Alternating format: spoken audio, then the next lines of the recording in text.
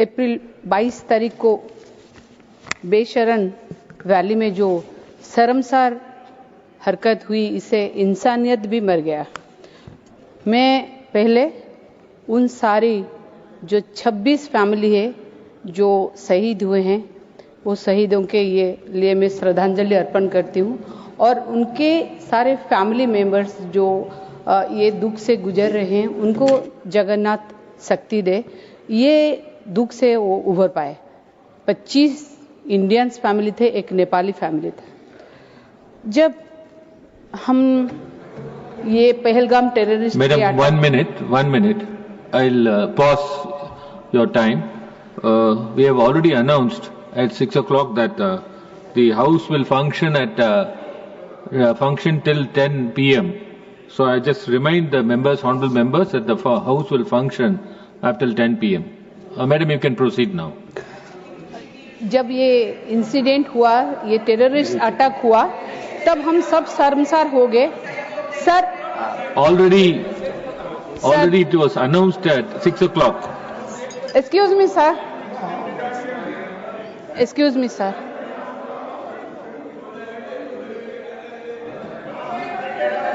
Sir, already it was announced at 6 o'clock. I am just reminding you, that's all. After sensing the feeling of the members in this house, it was announced.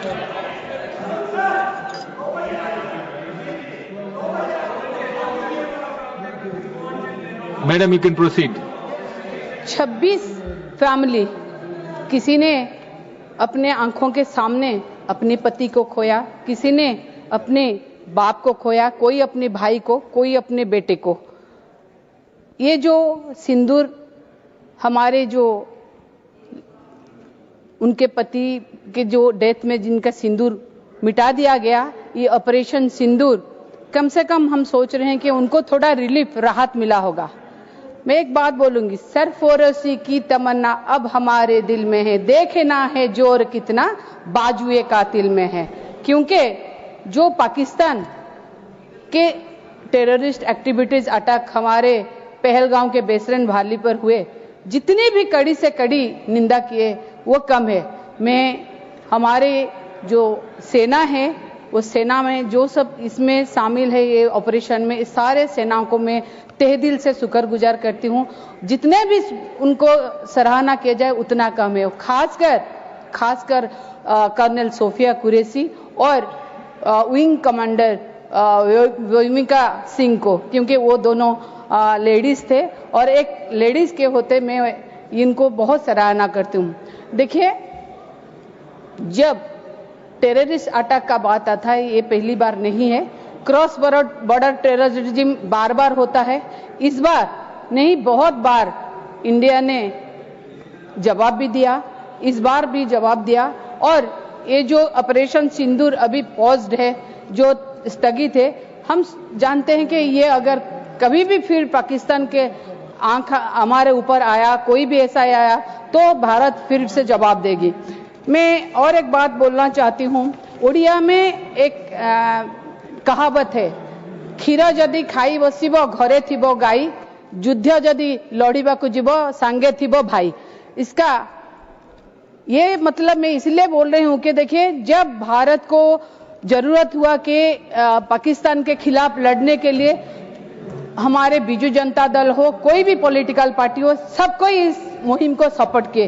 कोई भी इस मुहिम के against में नहीं था, क्योंकि ये देश का बात था, भारत माँ का बात था। देश के लिए सब कोई एकजुट हुए। फिर भी मैं बोलूंगी कि जितने भी हम लोग सपोर्ट कर सके, देश के लिए हमारा सपोर्ट हमेशा रहा है और रहेगा।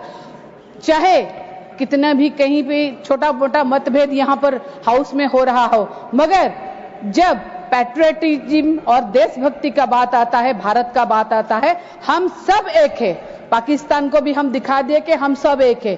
फिर भी अगर कहीं पर भी कोई लैप्सेस होए, तो ये लैप्सेस आगे चल के कहीं ना हो, इसका ध्यान दिया जाए।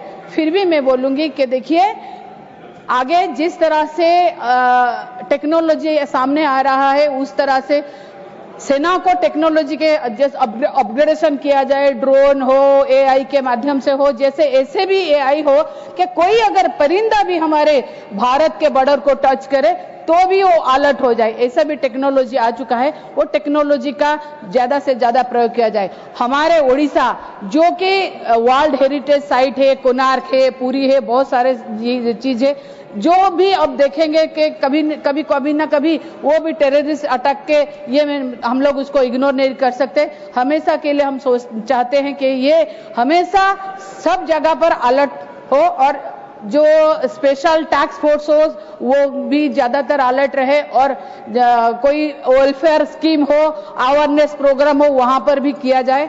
और एक बात है, मैं ये बोलना चाहती हूँ कि देखिए हम लोग जो बाहरी शत्रु है उनसे लड़ रहे हैं। हमारा देश गांधी और सुभाष बोस दोनों की ये पे चलता है। हमारे दिल में जितने मोहब्बत है दोस्तों के लिए उतनी ही ज्वाला है दुश्मनों के लिए, ये हम दिखा चुके हैं। और भी मैं बोलूंगी कि देखिए कि जब हम पाकिस्तान टेररिस्ट लड़ रहे हैं सिंदूर के लेके ऑपरेशन सिंदूर देके, मेरा ये रिक्वेस्ट रहेगा हमारे इंटरनल जो बाहर के शत्रु से लड़ रहे हैं, कभी इंटरनल शत्रु भी है, इंटरनल हमारे यहाँ में शत्रु है कि जो सिंदूर के ऊपर हम बात कर रहे हैं, क्योंकि मैं एक माँ हूँ, किसी की बीबी हूँ, मैं किसी की बेटी हूँ, किसी की बहन हूँ, तो मैं महिला होते मैं सोच सकती हूँ, समझ सकती हूँ भारत में, ओडिशा में कितने सारी महिला, कितनी सारी गर्ल्स है जिनके ऊपर इतने सारे टॉर्चर्स होते हैं, उनका सिंदूर वैसे ही मिट जाता है, कोई सिंदूर पहन नहीं पाते।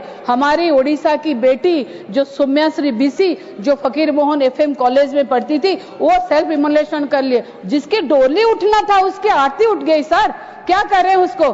सुभद्रा पादेनी जो तालचेर अनुगुल के, उसकी भी आरती उठ गई। सर ऐसे कैसे क्या किया जाए? जैसे हम लोग बाहर से लड़ते हैं, हमारे अंदर में भी जो बैठे हुए हैं शैतान, उनको भी लड़ना चाहिए, नहीं तो नहीं होगा।